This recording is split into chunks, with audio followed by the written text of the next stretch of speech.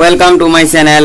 এইখন ভিডিঅ'ত মই মানুহৰ জীৱনৰ সফলতাৰ আড়ালত লুকাই থকা বিশেষ কিছুমান গোপন তথ্য যি শতকৰা 99% মানুহে নাজানে সেই সম্পৰ্কে দুই এষাৰ কথা আলোচনা কৰিম। আগৰ ভিডিঅ'খন আৰম্ভণিৰ পৰা অন্তলৈ চাব আৰু মোৰ চেনেলখনক সাবস্ক্ৰাইব কৰিব। থ্যাংক ইউ ভেৰি মাচ। প্ৰয়োজনতকৈ অধিক সময় আৰু সন্মান দিয়াজনক মানুহে তলৰ খাপৰ বুলি গণ্য কৰে। সেইবাবে কেতিয়াও কাৰোবাৰ কথাত নিজৰ সাহস হেৰাই নাযাব, কাৰণ যৰ পৰা সাহস সমাপ্ত হৈ যায় তাৰ পৰা পৰাজিত বা অকৃতকাৰ্যতাৰ আৰম্ভণি হয়। খেলপথাৰত পৰাজিত ব্যক্তি এবাৰ আকৌ জিকিব পাৰে, কিন্তু মনৰ পৰা পৰাজিত ব্যক্তি কেতিয়াও জয়ী হ'ব নোৱাৰে। আপোনাৰ আত্মবিশ্বাস হ'ল আপোনাৰ আটাইতকৈ ডাঙৰ সম্পত্তি।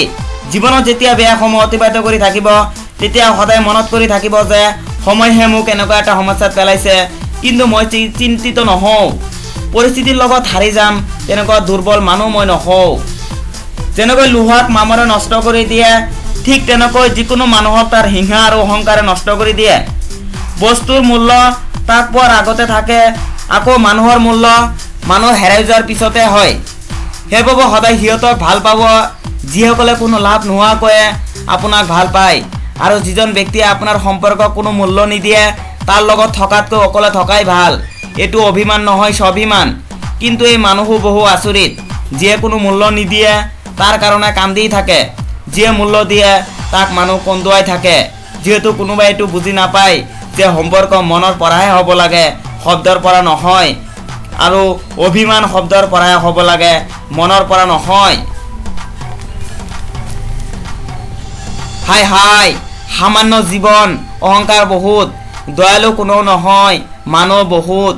মনৰ কষ্ট কাকনো কম, যিজন মনৰ ঘনিষ্ঠ সেইজনো অচিনাকি ৰৈ যায়। যদি জীৱনত আনন্দিত হৈ থাকিব বিচাৰে তেতিয়াহ'লে নিজে সময়ৰ লগে লগে পৰিৱৰ্তন হওক, নতুবা সময়ক পৰিৱৰ্তন কৰিব শিকক। যেতিয়া কোনোবাই মনত কষ্ট দিয়ে তেতিয়া মনে মনে থকাই হ'ল শ্ৰেষ্ঠ, কাৰণ যিজনক আমি উত্তৰ নিদিওঁ সেইজনক সময়েহে শিক্ষা দিব। সম্পৰ্ক বিচ্ছেদ হোৱাৰ এক অন্যতম প্ৰধান কাৰণ হ'ল মিছ আণ্ডাৰষ্টেণ্ডিং, অৰ্থাৎ ভুল বুজাবুজি। মিছ আণ্ডাৰষ্টেণ্ডিঙৰ এনেকুৱা ক্ষমতা আছে যে ইয়াৰ কবলত পৰি মানুহে শ প্ৰেম ভৰপূৰ ক্ষণ তথা পৰ্যায়ক এক মুহূৰ্তত পাহৰি যাব পাৰে। সম্পৰ্ক বিচ্ছেদৰ ভয় তেতিয়াই কম হয় যেতিয়া মানুহে মিছ আণ্ডাৰষ্টেণ্ডিঙৰ পৰা উদ্ভৱ হোৱা প্ৰশ্নৰ উত্তৰসমূহ নিজে নিজে অনুসন্ধান কৰা আৰম্ভ কৰে। জীৱনত সদায় হেপী থাকিব লাগে, কাৰণ চিন্তিত থাকিলেই সমস্যা দূৰ হৈ নাযায়, বৰঞ্চ বৰ্তমানৰ শান্তিও গুচি যায়।